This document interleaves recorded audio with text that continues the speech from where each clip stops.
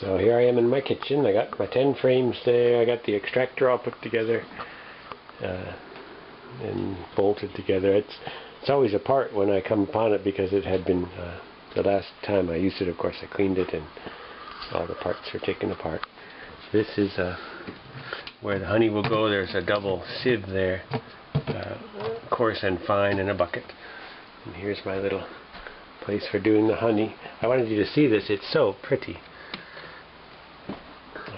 It's just golden. I don't know if you can see how beautiful that honey is. See if you can see what I'm doing here with this. Is a little fork, a little comb actually, and you cut open the cappings of the honeycomb with this little scratcher. I've tried every other kind of method. It's hard to believe that something so old as taking honey out of a hive, this would be the most advanced tool available, but would you believe it? That's the way it is. You break open the cappings so the honey can flow in the extractor. Be careful not to spill honey on the cupboard and on the floor. I think the hardest part of this whole thing is not making a mess where you live. So, scratch. There's one side. Ready. Other side. The little bees, I think about them when I do this. All the work they do. Now, they really probably would not live as long as if I wasn't helping them, so I'm not feeling like a honey robber, because I've protected them from the fire ants and I gave them a home. And most of my bees are rescue bees from this actually isn't this hive, but they're rescue bees from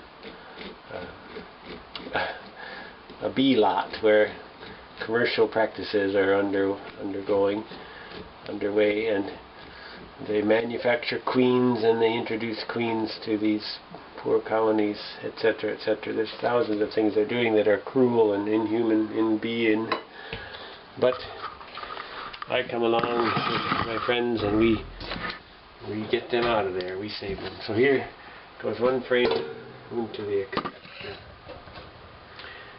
and it holds 4, so I'll do 3 more. Again, beautiful comb. The trouble with bees these days, everyone is worried about the bees. Really what the trouble is the entire commercial agriculture system we've got. Anytime you make money off of an animal, you've got to mistreat it. Look at the pigs, look at the cows. The bees are just a little more sensitive, and they're giving up before the rest. We may blame the cell phone tower or some other such silly last straw, but that is simply the last straw. The fact that most commercial beekeepers, they don't give the bees, they don't let them build their own honeycomb, they give them plastic honeycomb. They don't let them make their own queens, they raise the queens for them, and the queens they raise are artificially inseminated. They weren't grown in queen cells in the first place, they were grown in worker cells. They're introduced. The bee colonies don't get to make their own queens anymore, they're given queens. So when I get them, when we buy these colonies from these beekeepers, the bees have almost lost the ability to requeen when they have the need, and they've lost a lot of the ability to make comb because they haven't had to for generations. That's it, many generations. They haven't had to make their own honeycomb and their own queen. So when I get them, they have to relearn these things, and some of them don't survive because they haven't learned. They go waiting for the new queen to be introduced, and they die. But that's not for me to change. I can do what I can do with the bees that I can work with. This is pretty labor intensive. It takes quite a while to do 8 10 frames. They take a whole evening to render this honey from the 10 frames into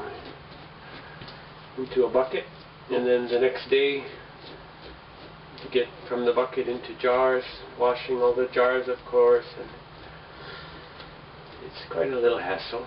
When I think of how much I could charge and make a living off of beekeeping, I can't imagine that I could make a living unless I charged, let's say, $20 a pint. And of course that's not allowed in our market. No one's going to pay $20 for a pint. So if I was going to be a commercial beekeeper, I'd have to have hundreds of hives, and I'd have to mechanize my process. I'd have to mistreat the bees. How else could I make money off of them? So really, I think the ideal would be that as it used to be, every farmer at least had bees, and every neighborhood someone was keeping bees, and the honey would pass around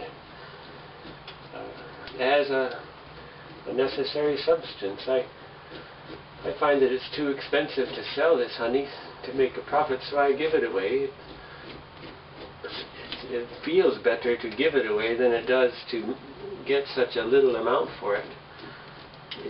I can pretend then that it is worth $20 or $30 a pint. It's really priceless, actually. This is so amazing, this stuff. What else do they do to the poor bees? The bee, for hundreds of years, has thought that when it made a home in a tree or under a rock, its home would stay there. But now we put bees on trucks, and every week or so they're in a new place. That can't be very good for a bee, to have such a new thing. But all by itself, the bee would be all right. What else do we do? We give them treatments to protect them from infestations of other insects, because the bees are weakened by what we do to them. They need help, chemical help. Not I, but commercial beekeepers have to put in poisons in the hive to kill mites and such things. No, commercial beekeepers in general don't leave honey with the bees. They take all the honey and they feed the bees a sugar, because sugar is cheaper than honey. The trouble with that is that sugar is a different substance, because sugar comes from a root, for example, a beet sugar, or it comes from cane. It doesn't come from flowers. Bees' digestive systems are made to digest nectar from flowers, not from beets and from cane. And so the bees get a kind of a diarrhea from this. So commercial beekeepers also give bees anti-diarrhea medicine. I've got my 4 frames in there. I have to be careful. Got my 4 frames in there. I have to be careful because half of the frames are like this, so the inside of the comb can't lose its honey in spinning. So if I spin too fast, the frame of comb will crush itself against the grill in there. So the first time I must rotate very slowly to allow some honey to come out. Then I'll turn the frames to get the other side starting to come out. Again, this whole thing, it takes a while to learn all the best procedures, and I don't know that I learned them all correctly, but it takes a while. So I only got a little bit of honey out of one side, and now I will turn all the frames to start to empty the second side. A person can buy a radial extractor, and then all the frames are put in radially, and the honey will come out without having to change the frame's position. Of course, it's larger and more expensive. every time you touch the honey, you've got to wash the honey off. So now I can rotate a little bit faster than I was before. You might as well see what I see.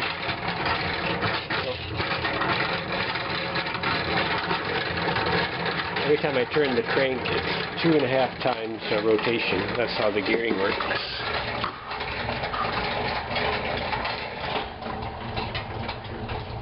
But now is the time to check how my scratching was. What parts did I miss? And also I can turn the frame upside down in the extractor. You can always find that there were places you missed the first time you scratched the cappings off. I don't think it's right for a hobbyist beekeeper to keep preserving the comb and giving it back to the bees. I give it back to them to clean up the drippings because there's a lot of good dripping left of honey. But then I take it out and melt it because it's good for bees to make wax. It's part of their life. They know how to do it, and it's like if I tried to save them from that work, it would be like telling you to stay in bed and I'll do all your work for you. You might like it one day, but you will become weaker and weaker if you don't get up. The same with the bees. Commercial beekeepers take away the ability to make wax because they know it costs honey. Bees consume honey in order to make wax. So the commercial beekeeper gives them plastic comb or keeps giving them their comb back to them. They never have to make wax. The beekeeper thinking that he's helping the bee to make more honey, but really you're weakening the bee, just like you would be weakening a person if they stayed in bed and you did all their labor for them. You must help in the right way. You must help by making them work. And so I don't want them to keep using the same comb. I want them to make new comb every year. So I get less honey because of that. But there you go. By the way, I'm thinking of other beekeepers. Whenever two beekeepers are in a room, they're going to have an argument because every one of us has our own idea on the very right thing to do, and we all care so much about bees that every one of us will defend the way we do it. And customers want honey in the store, so how are you going to do it? Someone's going to come along with a cheaper method.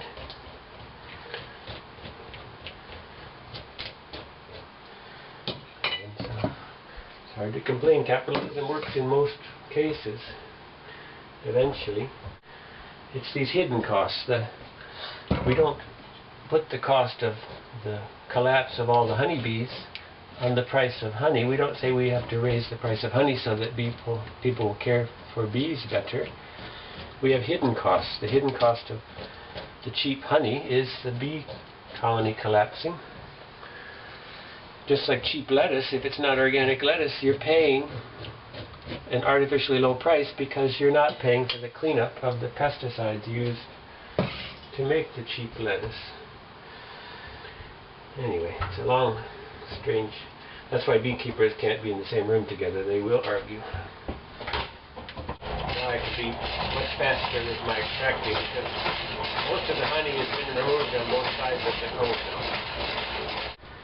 So one more time around and we'll have it. Anyway, hobbyist beekeepers might keep the bees alive because people like me have the time to care for bees the right way. And so if all the commercial bees are wiped out, there'll still be people like me who have 5 or 6 colonies that are strong and happy. But I hope it doesn't come to that. Last crank.